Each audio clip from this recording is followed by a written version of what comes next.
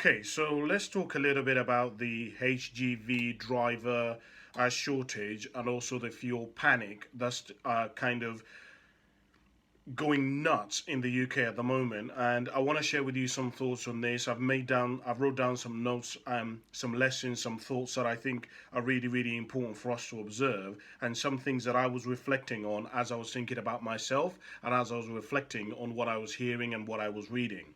So as usual, I'm not going to get into the details of this. If you want to know the details, you can watch it all on the news. There's loads of media coverage all over these two topics. But I just wanted to say a couple of things which I think are really important.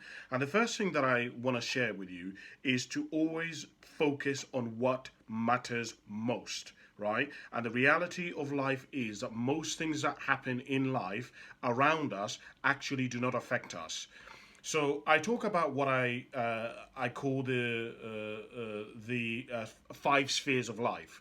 The five spheres of life are principles and laws, roles, basics and fundamentals, seasons and cycles, and then the last one is rules, procedures, and systems. And the reason why I talk about these five spheres is because I've looked at life and I've begun to realize that the world seems to operate on these cycles, the world seems to operate on these rules and basic principles and fundamentals. And as a result, life actually, in a sense, is almost predictable. And therefore, one of the things that I've realized, for example, is that sometimes the markets are up, sometimes down, the markets are down. Now, if you know that sometimes the markets are going to be down, then you know at some point that the markets will go up. If you know that the markets are really doing fantastic and are doing really great, then in your brain, alarm bells should be ringing off to know that at some point, those same markets are going to crash. They're going to start coming down, right? Same with house prices. It's interesting because I was an estate agent for a period of 6 years, and in that period of time, I used to meet people who bought properties back in 2007, 2008, 2009. And when they bought those properties, of course, that was when the housing market had happened, and most people were not buying houses at that time. And so I would ask people, so why did you buy houses when there was a market crash? There was a housing crisis happening. Why would you go and buy a property? And many people who I met said, well, yes, we were buying properties then and the market was bad then, but the housing market fluctuates. It goes up, it goes down. Sometimes house prices are really high, sometimes they're really low.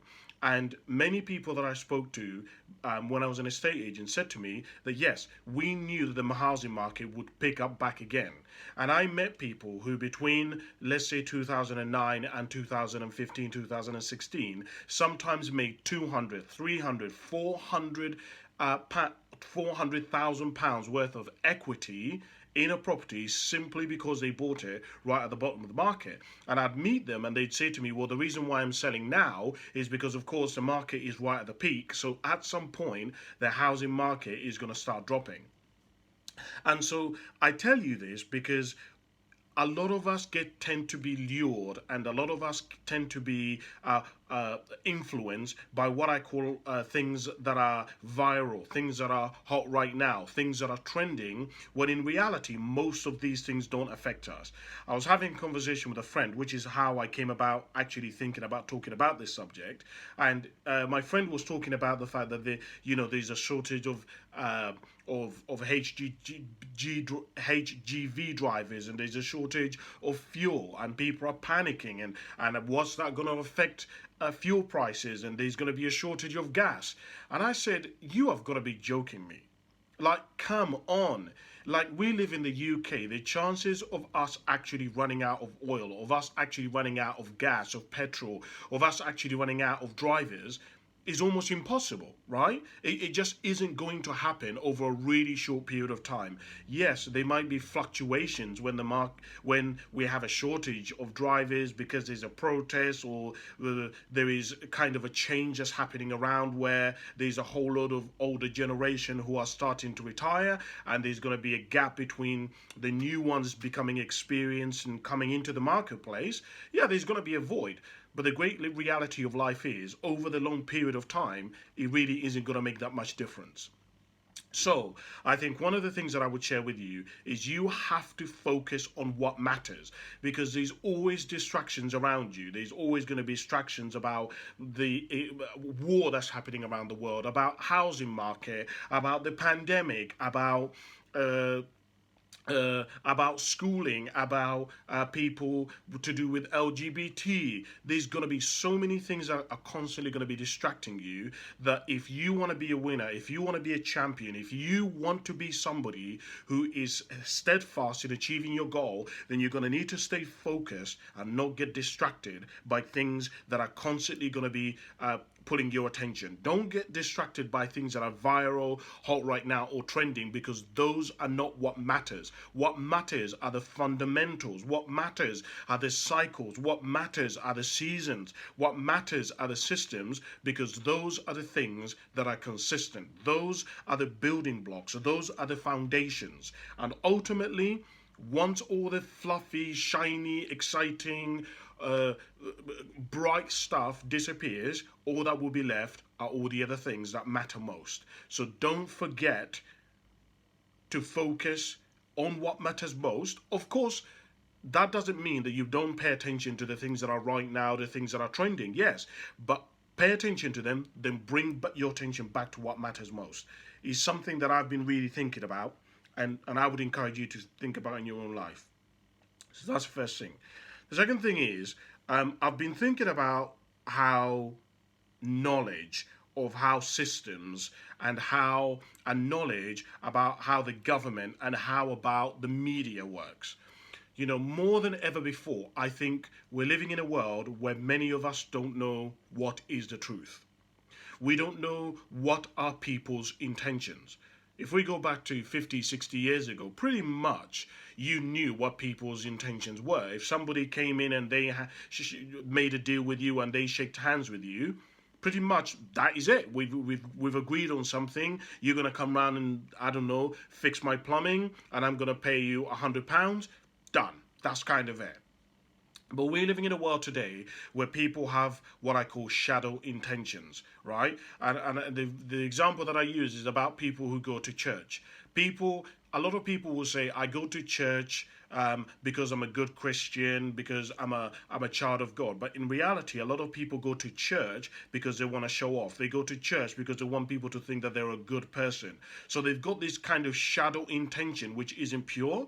And we're living in this world today where um, there is a lot of people with intentions that are not in our best interest. And one of the areas that is not got your best interest is the media and the government. Okay, you have to understand that the government is being set up to try and keep stability in the country. They're not helping one particular person, they're supposed to keep an equilibrium. And the second aspect of this is that you have to remember that social media and media, all of them are being driven by people. All of these are private companies, okay? And many of them have investors and shareholders who are behind them, and those individuals have intentions that are not in your best interest. Facebook has its own intentions about what it's trying to do for its customers, which are not particularly in your best interest, right? And I'm telling you this because I think it's really important that you begin to really determine for yourself who is telling me the truth and who has shadow intentions. Why is this person showing me this, and why is this person showing me this, right? This goes back to, you have to try and get an understanding of, why is it that two people, one who lives in America and one who lives in the UK, can both Google the same question? Let's say the question is, when do most people lose their virginity? We can Google the same question, and yet we're going to get completely different answers based on our age group, based on our race, based on who we are friends on Facebook, which means that we're not actually being shown the truth. It's confirmation bias. We're being shown what these companies want us to see.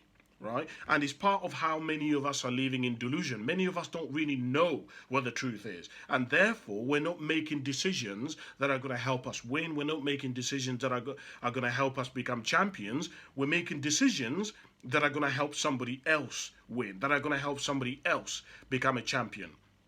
This morning I saw this really interesting clip, and you'll have to bear with me because I now need to recollect it. It was basically a meme which went something like this. An employee, a manager turned up to his office one morning in a Ferrari, and his employee said to him, "Wow, boss, you've got this amazing Ferrari. I would love to own one of those." Um, and he said, "Well, if you work really, really, really hard this year, I will be able to buy another one of those." Right? And the reality of it is, and I haven't really told that the best way possible, but you get the gist of what I'm trying to say. In other words, if you work for somebody else, you may be working really hard, but actually you're helping them move forward. You're helping them become champions. And you have to pay attention to that. Like, this stuff you have to really think about. I remember when I was an estate agent, one of the reasons why I quit becoming an estate agent is because I'd got to the point where I was like, hold on a minute. I'm working like 50, 60 hours every single week, and I'm earning a certain amount of money. But in order for me to earn the kind of money which I want, which is 150, 200, 250, in order for me to do that in this kind of role, I'm going to either need to be the CEO or I'm going to need to own my own estate agency. Right? Because I want to have enough money to be able to invest in properties, to be able to travel around the world, to have multiple properties that I can live in different seasons. I want to be able to have a certain lifestyle. And for me, I need to earn a certain amount of money in order to be able to sustain that lifestyle. And I had to think about this. And I tell you this because I want you. Obviously, I'm using this HGV drivers and the fuel panic as a metaphor for you to really think about your life choices, about where you're heading.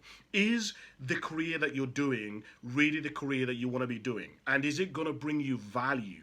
Are you happy? Okay, because if you're not happy, because if you're not going to be able to give your family the kind of lifestyle that you want, you've got to start thinking about this strategically. You've got to start thinking about this as, okay, I can't, look, I have mortgage, I have rent to pay, I have children, I have food that I've got to put on the table, but I hate this fucking job and I need to quit it. Okay, so what do I need to do? Well, okay, well, that, do I need to go back to university? Do I need to go back to college? Do I need to start a side hustle? Do I need to do online courses so that I can then reposition myself so that I can earn more money, so that I can have more flexibility? I'm saying you've got to really think about this stuff. And part of thinking about life and about the choices that you're making is that you need to get information. And the reality of life is that most of us, the information that we have is the information that we picked up from our parents. It's the information that we've been given by the media, right? Most of us have not sought out information. We've just been accepting the information that has been presented to us.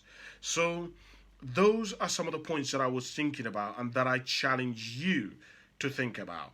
And I don't know, maybe you agree with me or you don't disagree, or you disagree. I'd love to hear your thoughts either way. But it's just something that I just wanted to share with you and that I've been thinking about. And yeah, I hope it adds some value to the quality of your life. Thank you so much for watching. Speak to you soon. Bye.